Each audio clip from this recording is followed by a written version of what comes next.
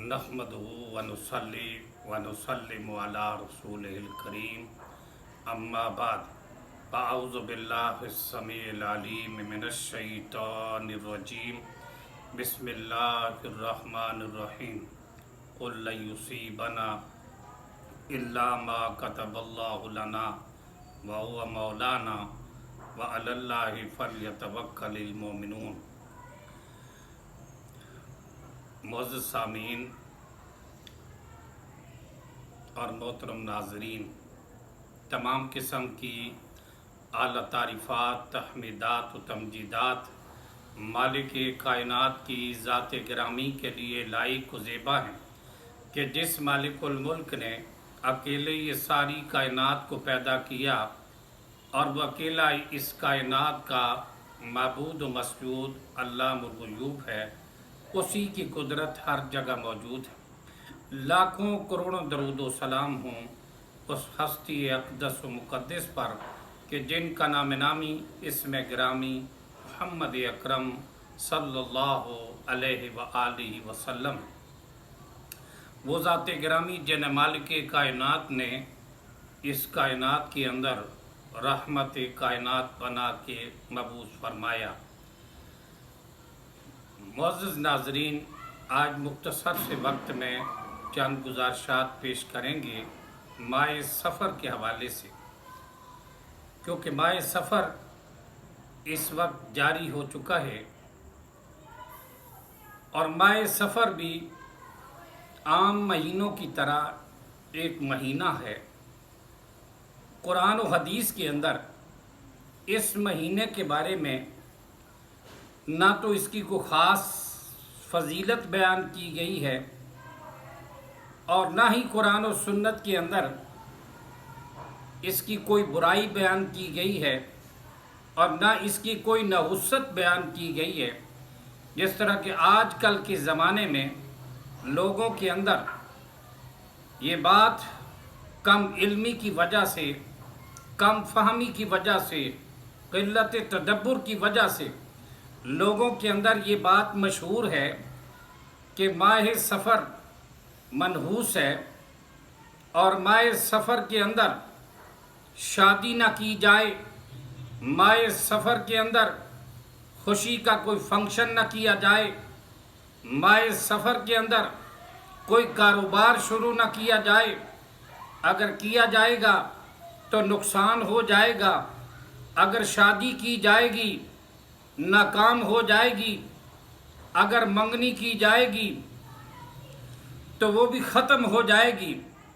ये इस तरह की लोगों ने बातें आम तौर पर जोहला ने इन बातों को माशरे के अंदर मशहूर कर रखा है और कोई कहते हैं कि जब माह सफ़र आता है, माह सफ़र जब आता है तो 3,20,000 बीमारियां नाजिल होती हैं और कोई कहता है कि जब माह सफ़र आता है आसमान से बलाएं उतरती हैं।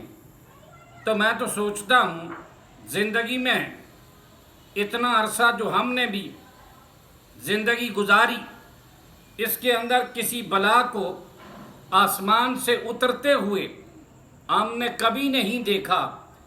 और मुझे तो ये समझ आई कि जो इस तरह की बातें जहालत में करते हैं, हकीकत में वही बलाएं हैं। ये खुद ही बलाएं हैं जो लोगों को बेवकूफ़ बनाते हैं और सादा लोग मुसलमानों के जज्बात से खेलते हैं और उन्हें डराते हैं और वो बेचारे कम इल्मी और कम फहमी की वजह से डरते हैं कि जी इसमें होगा, अगर माह सफ़र के अंदर ये करेंगे तो नुकसान हो जाएगा। और मेरे भाइयों, ये सारी मुंह की बातें हैं, इसकी कोई दलील न रब के कुरान में है और न ताजदार मदीना की सुन्नत व फरमान में है। ये लोगों के मुंह की बातें हैं, इन बातों पर तवज्जो नहीं करनी चाहिए। माह सफ़र के बारे में ये बात करना कि माह सफ़र मनहूस है, काम किया जाएगा तो नुकसान हो जाएगा, छोटी सी बात। अपने दिलो दिमाग को खोल के सुन लें کہ ماہ سفر کسی کا نقصان نہیں کر سکتا۔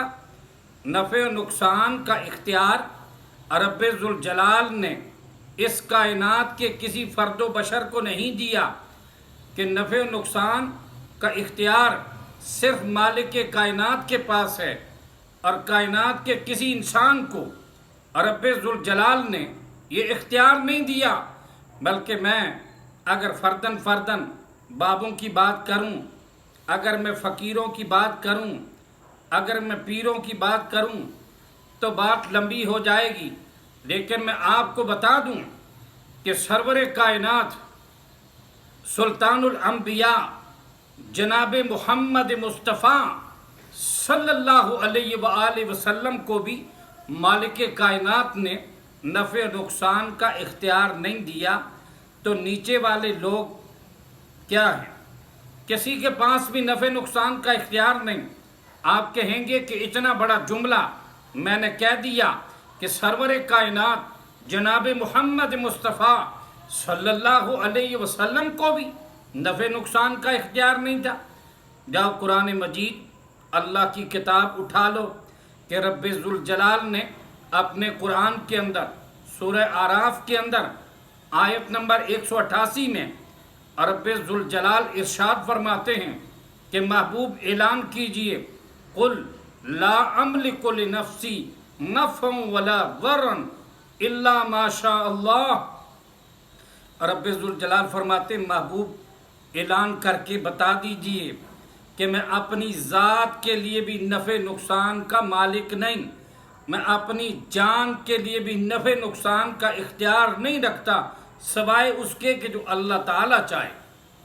اور پھر رب ذوالجلال نے اپنے محبوب پاک علیہ السلام کو دوسرے مقام پر مخاطب کر کے پھر فرمایا سورہ یونس کے اندر، مالک کائنات نے امام کائنات علیہ السلام کی زبان پاک سے قرآن کے الفاظ میں پھر اعلان کروایا، قل لا املک لنفسی ضرا ولا نفع۔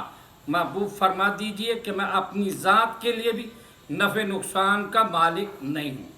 پھر اللہ رب العالمین نے تیسرے مقام پر بھی قرآن مجید کے اندر یہ بات ارشاد فرما دی، سورہ جن کے اندر فرمایا قل لا املک لکم ضرا ولا رشدا۔ مالک کائنات نے فرمایا محبوب ان کو بتا دو کہ میں تمہارے بھی کسی نفع نقصان بھلے برے کا مالک نہیں ہوں، یہ ساری چیزوں کا اختیار رب ذوالجلال کے پاس ہے۔ رب ذوالجلال کے علاوہ نہ کوئی کسی کو نقصان پہنچا سکتا ہے، نہ کسی کو کوئی نفع دے سکتا ہے۔ عموماً ہمارے لوگ، میں زندگی میں جب قرآن و سنت کو میں نے پڑھا نہیں تھا، میں بھی خوف کرتا تھا، کبھی قبروں سے ڈرتے، کبھی بابے سے ڈرتے، کبھی فلاں سے ڈرتے کہ یہ کوئی کر دے گا، نقصان ہو جائے گا، کبھی جادوگر سے ڈرتے، کبھی نجومی سے ڈرتے، کبھی کس سے ڈرتے، اور ہمارے دلوں کے اندر غیر اللہ کا خوف بہت زیادہ تھا۔ لیکن یہ بات یاد رکھیں، جب رب کے قرآن کو پڑھا اور تاجدار مدینہ کی سنت و فرمان کو پڑھا تو دل و دماغ معطر ہو گیا۔ امام کائنات صلی اللہ تعالیٰ علیہ وآلہ وسلم نے کیا فرمایا، یہ بات یاد رکھیں، اللہ کے قرآن کے اندر یہ اللہ کے محبوب سے اعلان کروا دیا گیا کہ نفع و نقصان کا اختیار رب ذوالجلال کے علاوہ کسی کے پاس نہیں۔ پھر محبوب کبریا جناب محمد مصطفیٰ صلی اللہ تعالیٰ علیہ وسلم کو مالک کائنات نے فرمایا، نبی پاک علیہ السلام کیا کہتے ہیں، اللہ کے محبوب علیہ السلام نے، اور یہ حدیث مبارکہ ترمذی شریف کے اندر 2516 نمبر حدیث مبارکہ ہے، سیدنا عبداللہ ابن عباس رضی اللہ تعالی عنہ نبی پاک صلی اللہ علیہ وسلم کے پیچھے ابھی جوان لڑکے تھے اور نبی پاک علیہ السلام کے پیچھے بیٹھے ہوئے تھے، تو امام کائنات صلی اللہ تعالی علیہ وسلم نے سیدنا عبداللہ ابن عباس سے ایک بات ارشاد فرمائی۔ عقیدہ توحید کو اللہ کے رسول علیہ السلام نے دو ٹوک الفاظ میں بیان کیا، اور بڑی شاندار حدیث مبارکہ۔ ایک حدیث اگر صحیح معنوں میں بندہ سمجھ لے تو یقین کیجئے کہ کہ دنیا کے خوف و غم سے آزاد ہو جائے اور صحیح سمجھ آ جائے کہ رب ذوالجلال کے علاوہ کسی کے پاس نفع نقصان دینے کا اختیار نہیں۔ اللہ کے رسول علیہ السلام کے پیچھے حضرت عبداللہ ابن عباس کہتے ہیں کہ میں تاجدار مدینہ کے پیچھے سواری پہ بیٹھا ہوا تھا تو امام کائنات علیہ السلام نے عقیدہ توحید سمجھاتے ہوئے سیدنا عبداللہ ابن عباس سے کہا وَعْلَمْ أَنَّ الْأُمَّةَ لَوْ اجْتَمَعَتْ عَلَىٰ أَن يَنفَعُوكَ بِشَيْءٍ لَمْ يَنفَعُوكَ إِلَّا بِشَيْءٍ قَدْ كَتَبَهُ اللَّهُ لَكَ وَلَوِ اجْتَمَعُوا عَلَىٰ أَن يَضُرُّوكَ بِشَيْءٍ لَمْ يَضُرُّوكَ إِلَّا بِشَيْءٍ قَدْ كَتَبَهُ اللَّهُ عَلَيْكَ۔ اللہ رب العالمین نے کیا فرمایا؟ نبی پاک علیہ السلام نے اپنی پاک زبان نبوت سے سیدنا عبداللہ ابن عباس سے کہا وَعْلَمْ جان لو یقین کر لو ان الامت لو اجتمعت علی ان ينفعوک بشیء لم ينفعوک الا بشیء قد کتبہ اللہ لک۔ فرمایا کہ ابن عباس اس بات پر یقین کر لو کہ اگر ساری امت اکٹھی ہو جائے تجھے نفع دینے کے لیے، فرمایا تجھے ہرگز نفع نہیں دے سکتی، اتنا ہی تجھے نفع پہنچے گا جو تیرے رب نے تیرے حق میں لکھ دیا ہے۔ اور فرمایا ساری امت اکٹھی ہو جائے تجھے نقصان پہنچانے پر آ جائے، لم یضرک الا بشیء قد کتبہ اللہ لک۔ فرمایا کہ ساری امت اگر اکٹھی ہو جائے تجھے نقصان پہنچانے کے لیے، فرمایا ساری امت اکٹھے ہو کر بھی تمہیں نقصان نہیں پہنچا سکتی، اتنا نقصان پہنچے گا جو تیرے رب نے تیرے حق میں لکھ دیا ہے، جو رب نے تیرے مقدر میں لکھ دیا ہے اتنا ہی نقصان ہوگا، اس سے زیادہ نہیں، اتنا ہی نفع پہنچے گا جتنا رب نے تیرے مقدر میں لکھ دیا ہے۔ یہ بات دو ٹوک الفاظ میں سمجھا دی کہ اللہ کے محبوب علیہ السلام نے بھی اپنے بیان میں یہ بات سمجھا دی کہ ساری امت اکٹھی ہو جائے نقصان نہیں پہنچا سکتی، ساری امت اکٹھی ہو جائے نفع نہیں دے سکتی۔ یہ سمجھ جاؤ امت کے اندر اولیاء بھی آتے ہیں، امت کے اندر اتقیاء بھی آتے ہیں، امت کے اندر صلحاء بھی آتے ہیں، امت کے اندر فصحاء بھی آتے ہیں، امت کے اندر علماء بھی آتے ہیں، امت کے اندر فقراء بھی آتے ہیں، امت کے اندر غرباء بھی آتے ہیں، یعنی ساری کا امت بھی مل کر امت کا کوئی فرد بھی نہ کسی کو نفع دے سکتا ہے نہ نقصان دے سکتا ہے۔ یہ اعلان سلطان الانبیاء جناب محمد مصطفیٰ علیہ السلام نے اپنی پاک زبان نبوت سے کیا ہے۔ یہ کسی مولوی کی بات نہیں میں کر رہا کہ فلاں مولوی یہ کہتا ہے۔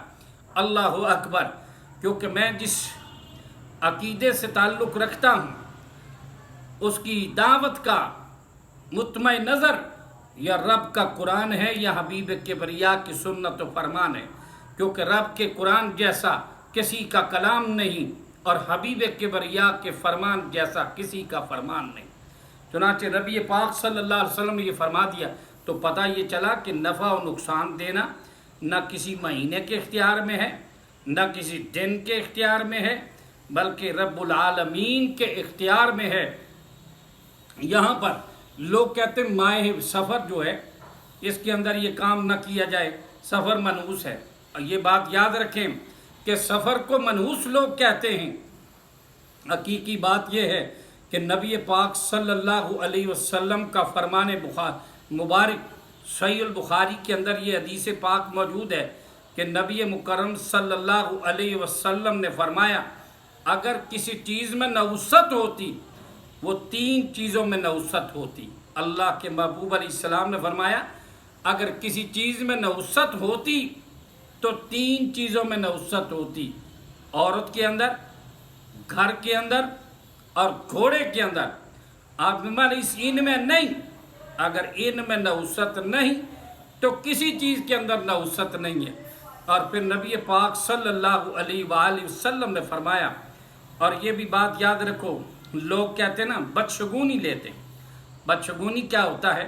बदशगुनी ये होती है कि लोग जनाब कहते हैं ना, अगर कोई नुकसान हो जाए, बंदा घर से चला और घर से चलते हुए रास्ते में अगर सुबह सुबह मांगने वाला कोई मिस्कीन मिल गया तो उसने कहा बस आज सुबह सुबह टकर गया, आज सुबह सुबह मत्थे लग गया, बस आज तो दिन को खैर है ही नहीं।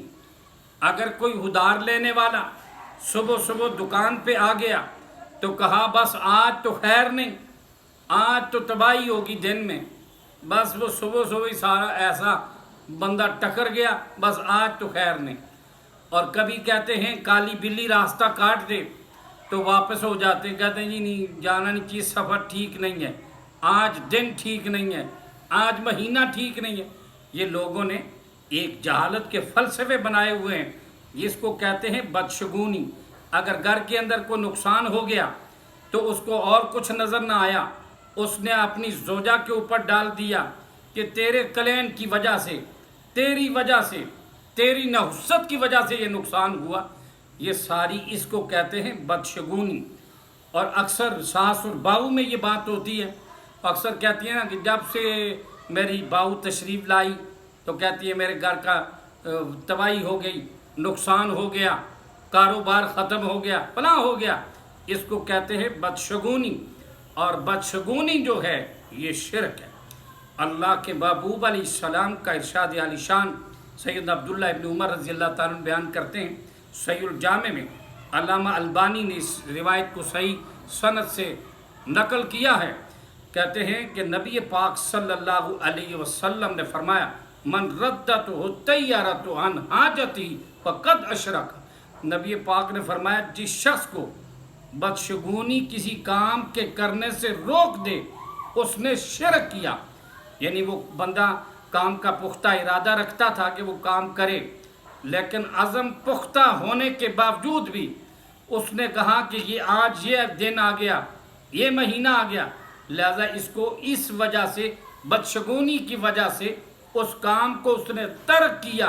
सरवर कायनात ने फरमाया फ़क़द अशरका, यकीनन ऐसे शख्स ने इर्तिकाब शिरक किया। इसलिए इस तरह के नज़रियात, इस तरह की गंदी सोच अपने जहनों से निकाल लेनी चाहिए। हमेशा रब्बुल आलमीन पर तवक्कुल करना चाहिए।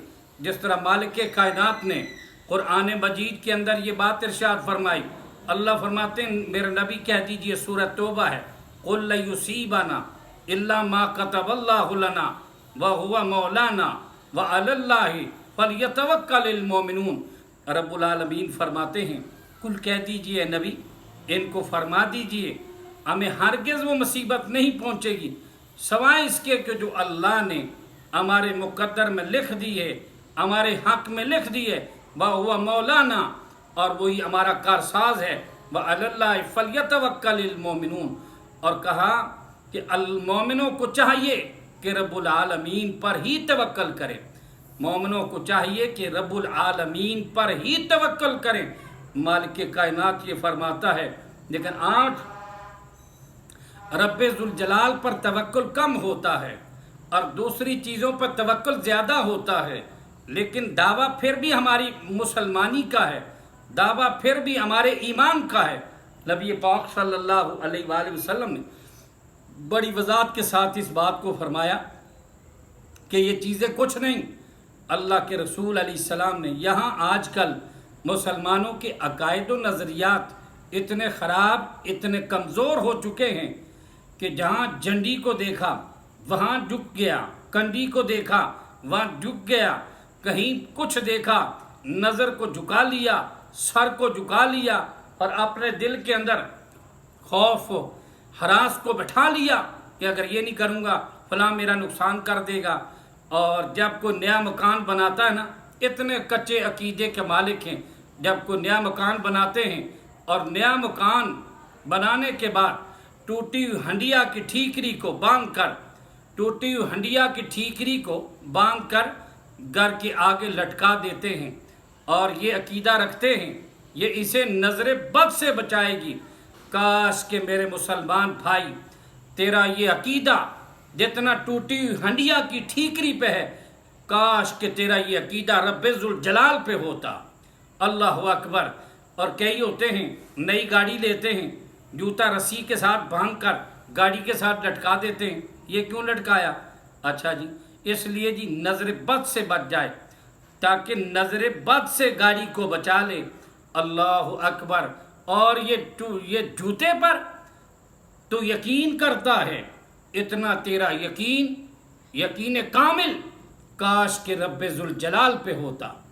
جتنی امید تم ان چیزوں سے رکھتے ہو، بے جان چیزوں سے، کاش کہ اتنا عقیدہ تمہارا رب ذوالجلال پہ پختہ ہوتا۔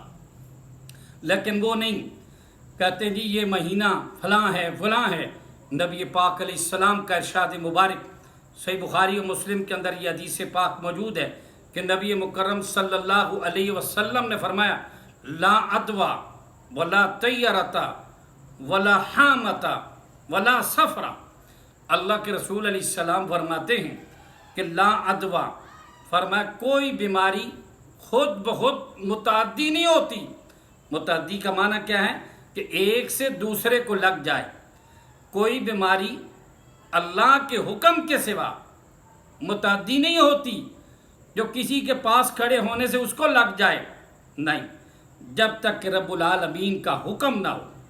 اور اسی طرح جب نبی پاک علیہ السلام نے یہ حدیث مبارکہ میں ارشاد فرمایا کہ کوئی بیماری متعدی نہیں ہوتی، ایک دیہاتی صحابی گاؤں سے تعلق رکھنے والے وہ پاس موجود تھے، کہنے لگے اللہ کے محبوب گاؤں میں ہم رہتے ہیں تو اس طرح ایک اونٹ کو خارش پڑ جائے اور اس سے دوسروں کو بھی پڑ جاتی ہے تو پھر متعدی تو نہیں، تو یہ ایسا کیوں ہوتا ہے؟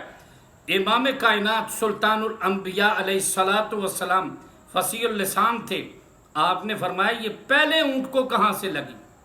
فرمایا کہ پہلے اونٹ کو کہاں سے لگی؟ کس سے لگی ہے بتاؤ؟ خاموش ہو گئے، کیونکہ آپ کہتے ہیں نا کہ ان اونٹوں کو اس کی وجہ سے لگی، تو فرمایا یہ پہلے اونٹ کو کس وجہ سے لگی؟ کس سے لگی؟ یعنی کہ مشیت عزدی سے ہی لگی نا۔ اس کو اگر بغیر کسی اونٹ کے قریب ہونے سے اگر بیماری لگ گئی تو جس مشیت سے ان کو لگی اس کو لگی ہے نا، اور دوسروں کو بھی اسی اللہ کی مشیت سے ایسا ہوا ہے۔ اس طرح کا عقیدہ اور ایمان نہیں ہونا چاہیے۔